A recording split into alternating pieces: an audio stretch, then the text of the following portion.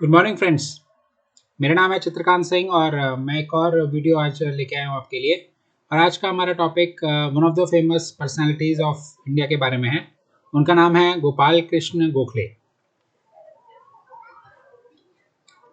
गोपाल कृष्ण गोखले जी का जन्म जो था वो 9 मई 1866 में हुआ था और उनका प्लेस ऑफ बर्थ था रत्नागिरी, जो कि महाराष्ट्र में है। उनके फादर का नाम था श्री कृष्ण राव गोखले और मदर का नाम था श्रीमती वालूबाई।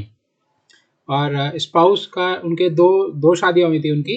फर्स्ट स्पाउस का नाम था श्रीमती सावित्री बाई, जो कि 1880 में मैरिज हुई थी, तो 1880 से लेकर 1887 तक। और सेकंड वाइफ का नाम था श्रीमती ऋषिबामा। 1887 से 1899 तक वो रहते, फिर 1899 में उनकी डेथ हो गई थी। तो ये था उनका बेसिक इंट्रोडक्शन फैमिली का, कि कब वो बॉर्न हुए थे और कौन उनके पेरेंट्स थे और कौन उनकी वाइफ थे। Who was Gopal Krishna Gokhale? आखिर हम क्यों इनके बारे में पढ़ रहे हैं? तो Gopal Krishna Gokhale is considered one of the great personalities of India who has played a crucial role in the Indian independence movement, and also he was a very important personality in forming various social reforms in the Indian context. So he was a Indian political leader, मतलब he was politically also he was very active।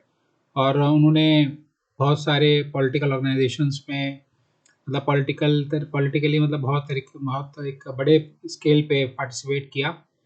और तो ही was a great political leader and he was also a social reformer. He brought social reforms in the society through his various steps, and he played a very important role in the Indian independence movement। And जो Indian National Congress था, मतलब जिन्होंने जिस जिस organisation ने एक major role play किया था इंडियन इंडिपेंडेंस अचीव करने में, ही was a senior leader of the Indian National Congress. And third point is he was a founder of the servants of India society. ये एक इन्होंने सोसाइटी फॉर्म की थी, उसके फाउंडर थे ये। And he campaign for Indian self rule and for social reforms. मतलब he was one of those persons who was in favor of self rule in India, मतलब कि इंडिया के अंदर जो था वो इंडियंस ही रूल करें and they should have say in the forming the anything any rule for the country. तो वो इनका ओपिनियन था। और सोशल रिफॉर्म्स के लिए भी इन्होंने बहुत ज़्यादा काम किया है।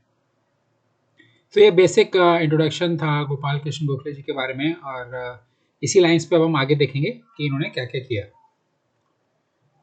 Education of Gopal Krishna Gokhale. Education देखिए, किसी भी पर्सन की या फिर किसी भी ग्रेट पर्सनालिटी की अगर हम बात करते हैं तो एजुकेशन का बहुत इम्पॉर्टेंट रोल हो जाता है। क्योंकि जब हम उस टाइम का, इसके लिए हमें विजुलाइज करना पड़ेगा वो समय जब गोपाल कृष्ण गोखले जी का जन्म हुआ और उनकी पढ़ाई हुई। क्योंकि जब हम उस पर्सपेक्टिव से, उस इमेजिनेशन के साथ सोचेंगे, तब हमें पता चलेगा कि उस वक्त पढ़ाई करना कितना मुश्किल था और उस वक्त की जो एजुकेशन सिस्टम था वो कितना, मतलब वो बहुत डिफरेंट था आज के एजुकेशन सिस्टम से। तो उसको पर्सपेक्टिव को समझने के लिए हमें इमेजिन करना पड़ेगा उस टाइम का पीरियड। और उस एजुकेशन को, मतलब उस एजुकेशन का इतना इंपॉर्टेंट रोल है क्योंकि जब हम पढ़ते हैं तब हमें वेरियस पर्सपेक्टिव्स पता चलते हैं चीज़ों के, और हमारा एक माइंड सेट डेवलप होता है और हम चीज़ों को क्रिटिकली भी सोच सकते हैं। So education has a very important role in any personality, developing any personality or any mindset। So he was one of the first generation of Indians to receive a university education। देखिए बहुत important point है first ही, है ना।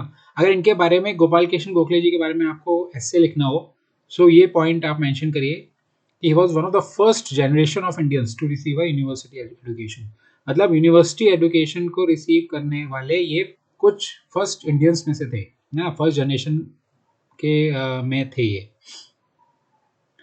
So he graduated from Elphinstone college in 1884, है ना। इन्होंने वहाँ से ग्रेजुएशन किया अपना। और he had a great influence of the social works of Justice Mahadev Govind Ranade on his life।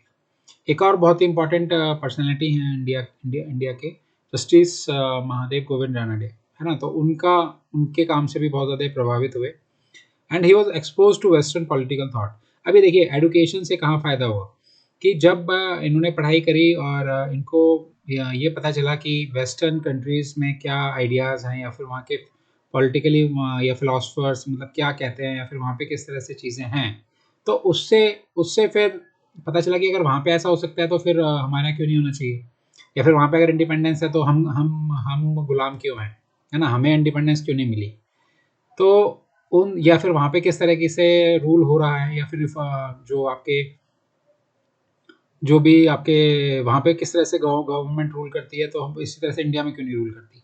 तो ये सब एडुकेशन से ही आया है। अगर एडुकेशन ना हुई होती तो फिर इतना ज़्यादा एक्सपोजर नहीं मिलता और इतनी ज़्यादा नॉलेज नहीं होती। So this was the importance of education. Gopal Krishna Gokhale ji Mahadev Govind Ranade ji को अपना मेंटर मानते थे, है ना।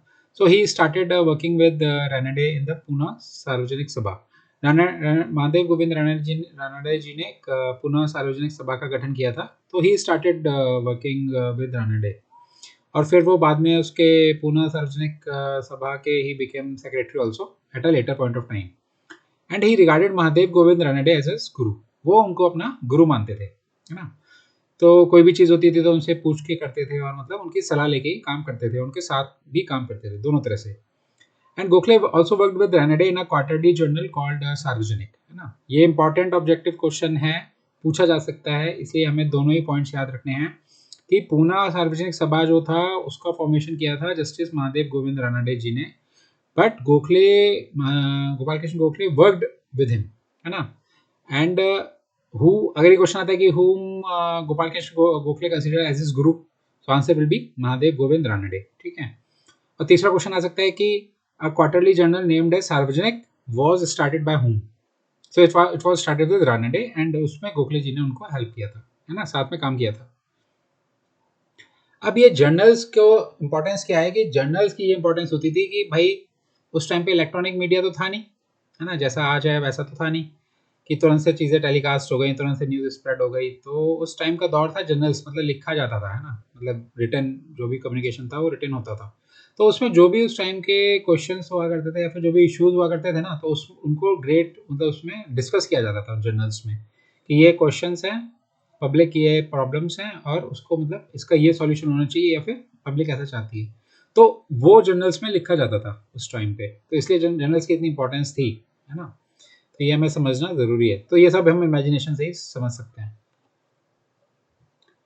पॉलिटिकली पॉलिटिकल वर्क अगर हम देखते हैं तो इनका गोपाल कृष्ण गोखले जी का जो पॉलिटिकल करियर है वो स्टार्ट होता है, इन्होंने इंडियन नेशनल कांग्रेस ज्वाइन की थी इन द ईयर 1889 में। और शुरू से he was moderate in his views and attitudes. Moderate मतलब क्या हुआ कि ये वायलेंस में विश्वास नहीं रखते थे, या फिर मतलब कि एग्रेसिव मेथड्स में विश्वास नहीं रखते थे। ही वाज मॉडरेट, मतलब प्यार से, मतलब एक तरह से अपनी बात को प्रेजेंट करना, है ना, मीटिंग्स अटेंड करना एंड देन पॉलिटिकल प्रेजेंटेशन देना, और उस तरह से। सो जैसे ब्रिटिशर्स क्या होते थे कि उनको पेटिशन देना पड़ता था, उनको मतलब एक रिटन फॉर्म में देना पड़ता था कि भाई हम आपसे बातचीत करना चाहते हैं, डिस्कस करना चाहते हैं कि हमें मतलब इंडियंस को ज़्यादा राइट्स मिले, इंडिया हमें अपनी कंट्री को गवर्न करने में, अपने लोगों को क्योंकि हम ज़्यादा अच्छे से समझ पा रहे हैं अपने लोगों को, तो हम चाहते हैं कि भाई हमें ज़्यादा राइट्स मिले अपने लोगों को गवर्न करने के लिए। तो ये सब होता था, लेकिन डायलॉग और डिस्कशन से ही, है ना। तो इसलिए इनको मॉडरेट मॉडरेट बोला जाता है व्यूज़ में। और इन्होंने कई दशकों तक बहुत मतलब कि लड़ाई करी एक तरह से, and for greater political representation मिले इंडियंस को, और पावर मिले, जिससे कि हम अपने अफेयर्स को अपने आप ही मैनेज करें या फिर अपने आप ही रूल करें, तो ज़्यादा बेटर है। And he was elected as a president, है ना, of the Indian National Congress, जो कि सेशन हुआ था बनारस में 1905 में। सो इस स्लाइड के माध्यम से हम ये देख सकते हैं कि ही वॉज अ वेरी की prominent leader of Indian National Congress, and he has work for decades in the party. And इसमें इन्होंने बहुत मॉडरेटली काम किया और बहुत एक सक्सेसफुली तरीके से काम किया। एंड तो इनका बहुत स्ट्रॉन्ग रहा political career. Involvement with British government. Gopal Krishna Gokhale ji actually शुरू से ही बहुत मतलब एक्टिव थे एंड पार्टिसिपेटिव थे. So he was elected to the Bombay legislative council in the year 1899. अब ये देखिए, इस स्लाइड से भी ऑब्जेक्टिव क्वेश्चन बन सकते हैं ना, तो वो हमें समझना है. और आपके एसए के पॉइंट ऑफ व्यू से भी इंपॉर्टेंट है, तो दोनों तरह से समझना है. तो बॉम्बे लेजिस्लेटिव काउंसिल में कब इलेक्शन हुआ इनका? 1899 में. ठीक है. फिर he was elected to the imperial council of the governor general of India. वो कब हुआ? 20th ऑफ दिसंबर 1901 में. ठीक है. अब थर्ड पॉइंट है वो है कि उसका क्वेश्चन कैसे आ सकता है कि who played a leading role in bringing about parliamentary reforms, है ना. 4 ऑप्शन दिए होंगे, तो उसमें आंसर होगा गोपाल कृष्ण गोखले जी का. He played a leading role in bringing about parliamentary reforms, the beginning of the constitutional reforms in India in the year 1909. Actually 1909 से पहले रिफॉर्म्स तो आए या फिर चेंजेस तो करते थे ब्रिटिशर्स, मतलब वो एक चेंज लाते थे, एडमिनिस्ट्रेटिव चेंजेस कर दिए, कुछ चेंजेस कर दिए, बट जो कॉन्स्टिट्यूशनली मतलब एक तरह से कैसे मतलब गवर्न होगा, क्या सिस्टम रहेगा, कैसे कौन पार्टिसिपेट कर सकता है, कौन नहीं कर सकता, कैसे इलेक्शन होगा, वो सब चीज़ों का जो स्टार्टिंग थी वो पार्लियामेंट्री रिफॉर्म से हुई. So he played a leading role in bringing about the parliamentary reforms. और ईयर था 1909 में. एंड गोपाल कृष्ण गोखले जी की मेन बात ये थी कि जो उनकी स्पीचेस होती थी, वो बजट के ऊपर जो स्पीचेस होती थी सेंट्रल लेजिस्लेटिव काउंसिल में, दे वर यूनिक. अब तक ऐसी स्पीचेस नहीं दी गई थी, और थॉरो स्टैटिस्टिकल एनालिसिस मतलब डेटा के साथ.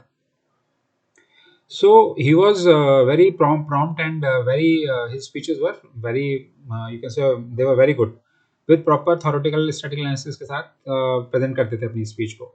So this was the participation of Gopal Krishna Gokhale in different legislative councils, है ना, and in the British government. Formation of Servants of India Society. आप देखिए, ये सोशल रिफॉर्म के अंदर आता है कि इन्होंने सोसाइटी के लिए कैसे, मतलब पॉलिटिकली तो हमने देखा कैसे पार्टिसिपेट किया, अब सोसाइटी के लिए कैसे इन्होंने एक सोसाइटी बनाई, उसका नाम था सर्वेंट्स ऑफ इंडिया सोसाइटी. तो पहला objective question, who founded the servants of Indian society? Answer is Gopal Krishna Gokhale.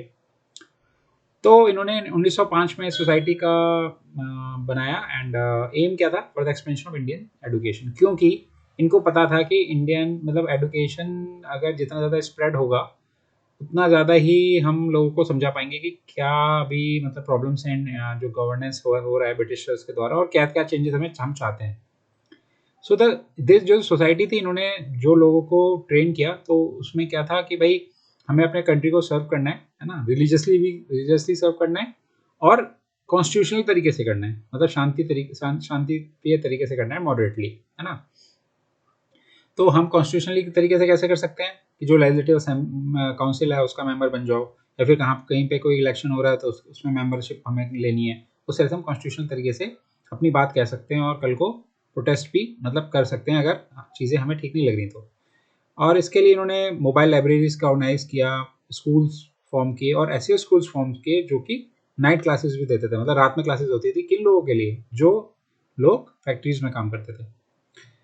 सो मतलब कितना एडुकेशन को सपोर्ट किया, और कितना मतलब इसको आगे बढ़ाने के लिए एडुकेशन को इन्होंने कितना सारा काम किया. देखिए, मोबाइल लाइब्रेरीज मतलब ऐसी लाइब्रेरीज जो मूव करती थी एक जगह से दूसरी जगह. फिर ऐसे स्कूल्स जो नाइट को रात में क्लासेस देते थे, किन लोगों को? जो कि फैक्ट्री में काम करते थे, वर्कर्स, या फिर कोई ऐसे लोग जो दिन में नहीं आ पाते तो रात में क्लास भी अटेंड कर सकते हैं. सो this was the formation and work done by servants of India society. Publications में पहला इंग्लिश वीकली न्यूज़पेपर है, उसका नाम था द हितवाद, है ना, उसको द पीपल्स पेपर भी कहते हैं. And second is English newspaper, उसका नाम है सुधारक. ये भी ऑब्जेक्टिव क्वेश्चन पूछा जा सकता है, न्यूज़पेपर वाले सेक्शन में पूछ लेते हैं कई बार कि which of the following newspaper is written by, या फिर who wrote the following newspaper करके, और 4 ऑप्शन दिए होंगे, उसमें से आप करेक्टली मार्क करना होगा. तो ये दोनों हमें याद रखना है कि ये गोपाल कृष्ण गोखले जी से रिलेटेड है. His famous quote was, "What Bengal thinks today, India thinks tomorrow." है ना, वो एक बहुत फेमस कोट दिया था उन्होंने कि जो बंगाल आज सोचता है वो इंडिया कल कल सोचेगा.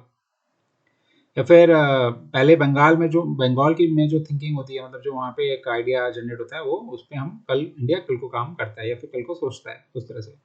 And he was a political guru of Indian freedom fighter and father of the nation of India, Mahatma Gandhi ji. तो महात्मा गांधी जी भी इनको अपना पॉलिटिकल गुरु मानते थे. एंड इसमें he did a fantastic job in like politically also, socially also, and he was a key prominent figure of the Indian independence movement. And finally he passed away on 19th of February 1915 at Mumbai, Maharashtra. तो 19 फरवरी 1915 को इनका death हो गई थी. कहाँ पे? मुंबई, महाराष्ट्र में. तो ये था गोपाल कृष्ण गोखले जी के बारे में. Thank you so much my dear friends. Please अगर आपको मेरा वीडियो अच्छा लगा हो तो please do like and subscribe my video. And thank you so much for watching this video. मैं इसी तरह से और एक इंफॉर्मेटिव वीडियो लेके आऊँगा आपके लिए जल्दी से. Till the time, take care और अपना ध्यान रखिए, हेल्दी रहिए और always keep smiling. Thank you so much.